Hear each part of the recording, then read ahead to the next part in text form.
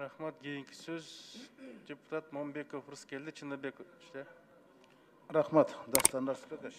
Өткірбек Асылбекович. 2019 жылдан 26 айында Қырғыз Республикасының Жоғарғы Кеңесінің тоқтамы шыққан бұл КТ Мобайл бойынша түзілген уақытылы депутаттық комиссияның ішінен жиынтығы бойынша анда башқы прокуратураға бірнеше тапсырмалар берген. Ошолордун аткарыш жөнүндө айтып бериңизчи.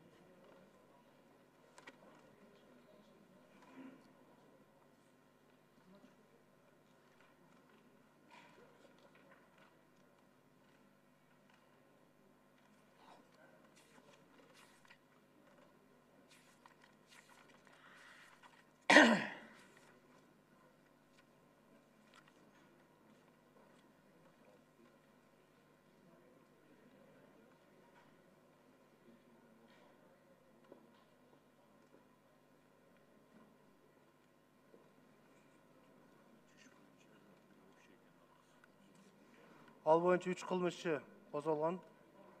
Бүгүнкү күндө бардык кылмыш иштери боюнча тергөө бүтө эле экен, тергөөсү жүрүп жатат экен.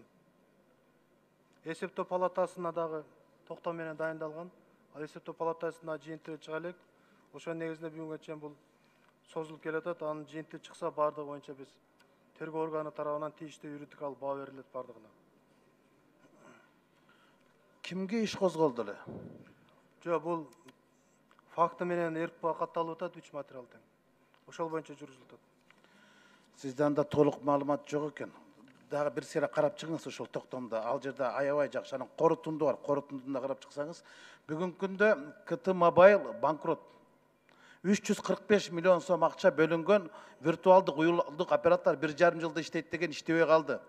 Орусча айтканда 345 миллион сом ветерге, кыргызча айтканда бекерге чачылды. Бюджеттин акчасы максатсыз пайдаланды, бирок иш козголгон жок. 1,5 жыл өттү. Бул боюнча карап чыгыңыз, бул 345 миллион сом акча менен эксперимент жасабайт да. Булар виртуалдык уюлдук аппараттар саламды ачты, салам алек салам болуп калды. 1,5 жылдын ичинде 18 000 абонент деген бул жок деген сөз. Бул 345 миллион сом акча, омин, Аллаху акбар, жок, өлдү. Экинчи бир кылмыш иши бар, сиздер козгоп, анан каржы полициясынан жөнөткөнсүңөр, 2 жылдан бери эч жака жылбай турат. Бул номер 150-18-111. Бул Phonex Sem Mobile'га, Sem Mobile'дын Нур Телекомго, Ошкага өтүшү, жыштыктардын өтүшү боюнча кылмыш иши козголгон, бюджетке 1 миллиард сомго жакын зыян келген. 2 жылдан бери эч жыйынтык жок. Ушул боюнча айтып бериңизчи, эмне үчүн 2 жылга чейин 1 миллиард сом зыян келсе, иш козголбой турат? Рыскелді Чыныбекович, могу 345 миллион боюнча мен иштерди билем. Бул жерде Финполициянын дагы тергөөсүнүн башчысы отурат, ал да жооп берсин. Азыр бүгүнкү күндөгү ушу статьялар боюнча козголгон кылмыш иштери боюнча мыналардын баардык кылмыш иштердин баары ачык болуп кайрында окулуп атат. Баардыгы боюнча реалдуу чечимдер кабыл алынат. Соттун палатага дайындалган боюнча, соттун палатаны дагы биз суранабыз, эртерээк бүтүп берилет. Урматтуу Өткүрбек Асылбек, сизге көп маалымат жок экен.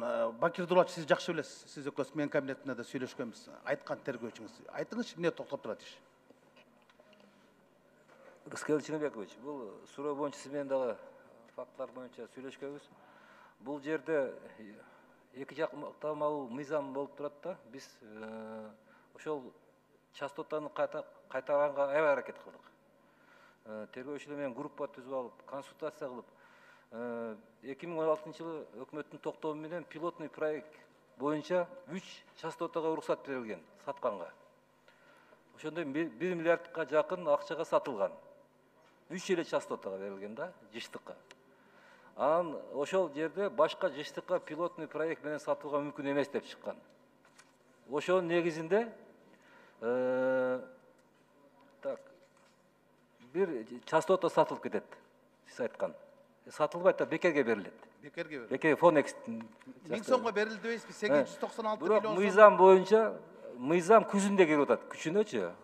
Бирок мыйзам боюнча жок, бул жерде биз ушул момент бизде аябай кармап атат да, спор. Мыйзамга да туура келип атат. Туура келип атат. Биз ошону азыр дагы кайрадан текшерип, чыгып атабыз. Эми бир граждандык негизде сотко кайрылып кайтарсакпы? Биз аябай кызыктарбыз. кызыктар болсоңор 2 жылдан бери эмнеге иш жылбайт дейт? иш жылган ошол жабы юридикалык баа бере албай жатпайбызбы? 15 миллион доллар акча ортодон омийин болуп кетти, оп деп кетти. Ошолор отурат берди жүрөт. Эмнеге отургузбайсыңар түрмөгө? Жок, буга түрмөгө отура турган адам жок болуп атпайбы? Бул жерде мен сизге айтып атам, бизге кызыктырат, мен кызыктарбыз биздин служба. Шуну частотаны кайра өзүнүн ордуна койгонго. Бирок азыркы кезде дагы бир консультация кылып иштеп атабыз. Түшүндүм. Өткүрбек Асылбекович, бир жигитиңизди жибериңизчи, мен сизге ДСП материалдардын баарын берейин. Жанагы Семи Мобайл менен КТ Мобайлдын директор бирлигиши Мамбет Акунов Нурбек деген. Мына ушул баланын айынан мамлекетке 1,5 миллиард сом түшпөй калды. Мына коррупция, мына факт, мына акт. Факты бергиле, факты жатат.